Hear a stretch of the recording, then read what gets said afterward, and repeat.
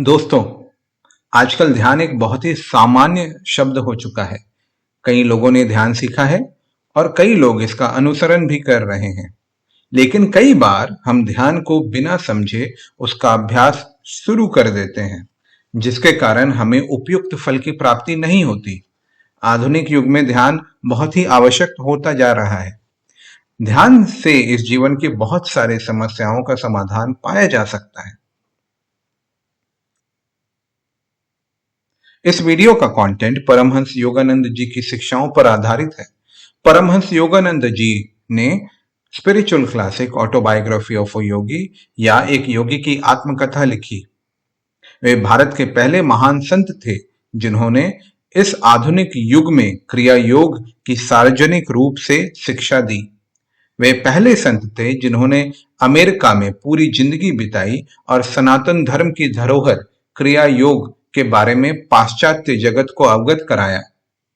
क्रिया योग की चर्चा भगवान कृष्ण ने प्रत्यक्ष और अप्रत्यक्ष रूप में कई बार भागवत गीता में किया है। हमने कोशिश की है कि इन महान संत की शिक्षाओं को हम सरल और बोलचाल की भाषा में आप तक पहुंचा सकें। इस वीडियो में हम ध्यान क्या नहीं होता है, ध्यान क्या होता है और ध्यान की स्थिति तक कैसे पहुंचा जाए उस पर चर्चा करेंगे।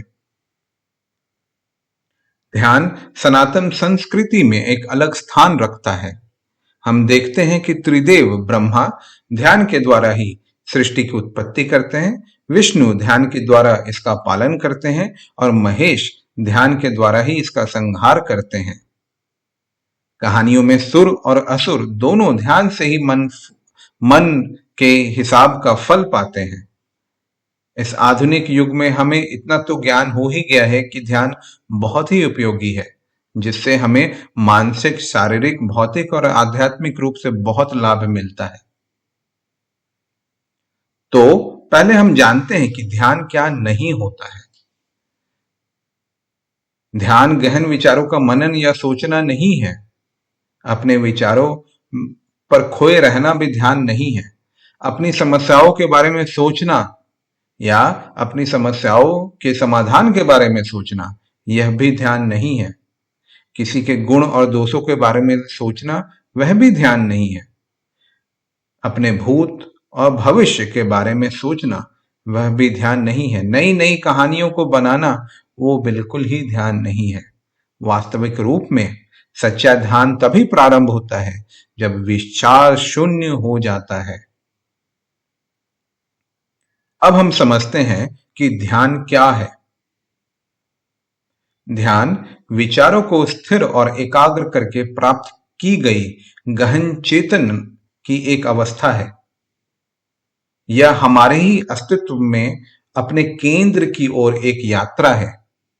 एक ऐसी प्रक्रिया जो पूर्ण रूप से इतनी स्वाभाविक है कि ध्यान कैसे करें हमें सीखना नहीं पड़ता, बल्कि हमें उन सीखी हुई आदतों और अपने रवैयों को भूलना पड़ता है जो हमें हमारी खुद की विशाल चेतना की स्वाभाविक अवस्था को अनुभव करने में रुकावट पैदा करती है। हमें केवल उन बेचैन मानसिक अस्थिरता को स्थिर करने की आवश्यकता है। मानसिक अस्थिरता ही हमें खुद की प्रकृति को पहचानने नहीं देती है। जैसे जैसे हम तनाव और हमारे आसक्तियों की परतों को निकालते जाते हैं, वैसे ही हमें एक गहन ध्यान की अवस्था स्वतः ही मिलती जाती है। परमहंस योगानंद जी ने ध्यान को ईश्वर पर उनके किसी एक पक्ष पर गहरी एकाग्रता के रूप में परिभाषित किया है। सभी शास्त्रों ने बताया है कि जब हम ईश्वर के गुणों पर ध्यान करते हैं, तब हमें यह बोध होता है कि हम ईश्वर की ही प्रतिबिंब हैं, हम उनकी ही संतान हैं। उनका संपूर्ण साम्राज्य हमारे अंदर ही है। ईश्वर के स्वतः 8 गुण होते हैं जो हमें ध्यान में अनुभव होते हैं। उनके नाम हैं शांति, शांतता, दिव्य रोशनी, ओम, दिव्य शक्ति, प्रेम, आनंद और ज्ञान। इसमें आनंद सबसे उच्चतम अवस्था कहा जाता है। इसलिए भगवान को सच्चिदानंद स्वरूप के रूप में कहा गया है। ईश्वर का गुण ध्यान में हमें अपना गुण समझ में आने लगता है। उनकी शांति हमारी अपनी शांति हो जाती है। उनका सार्वभौमिक प्रेम हमारा हो जाता है। हमें पता चलता है कि हम उसी प्रेम से बने हुए हैं। ईश्वर का सच्चिदानंद रूप हमें लगने लगता है कि वो हम ही हैं। ऐसी स्थिति में जब हमारी अपनी चेतना पूरे के पूरे ब्रह्मांड की चेतना से एक हो जाती है और हमारा अहंकार या अहम ईश्वर में लीन हो जाता है, वही चरम स्थिति होती है ध्यान की, जिसे समाधि के रूप में कहा जाता है। समाधि को पाना बहुत ही कठिन है। उसके लिए बहुत ही परिश्रम किया जाता है और गुरु के आशीर्वाद के बिना यह संभव नहीं है। आगे बढ़ते हैं। अब हम जानते हैं कि ध्यान की स्थिति तक कैसे पहुंचा जाए। ध्यान एक उच्च ऊर्जा की अवस्था है। ऊर्जा जो हम हर दिन हर समय इस्तेमाल करते हैं, चाहे हम बात करते हुए इस्तेमाल करते हैं, चाहे हम देखते हुए इस्तेमाल करते हैं, हमारे इंद्रियों में ऊर्जा जाती है। जब भी हमारा शरीर में कोई भी मूवमेंट होता है तब हम उसे उपयोग में लाते हैं। खाना पचाने के लिए ऊर्जा का इस्तेमाल होता है।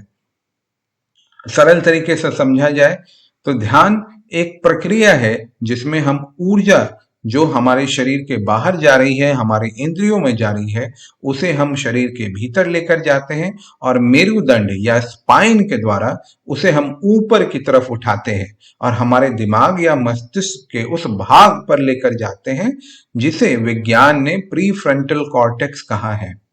हमारे ऋषि मुनियों ने खोजा कि मस्तिष्क का यही भाग है जहां आज्ञा चक्र विद्यमान रहता है।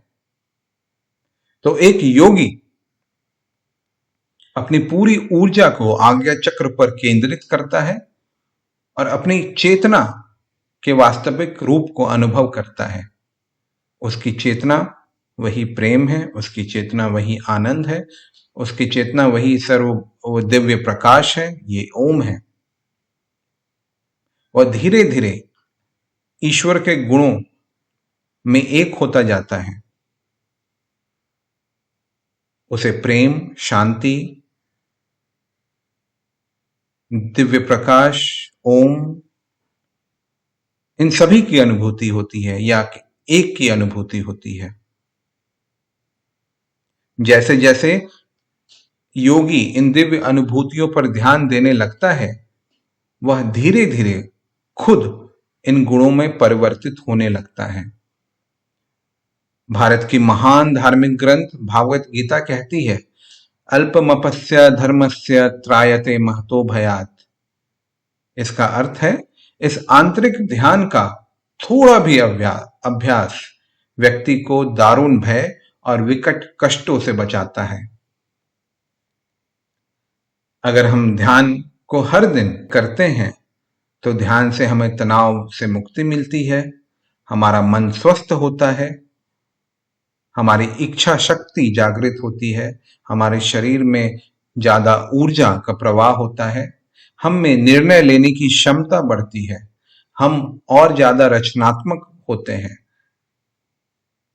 हमें शांति महसूस होती है, हमें आनंद की अनुभूति होती है।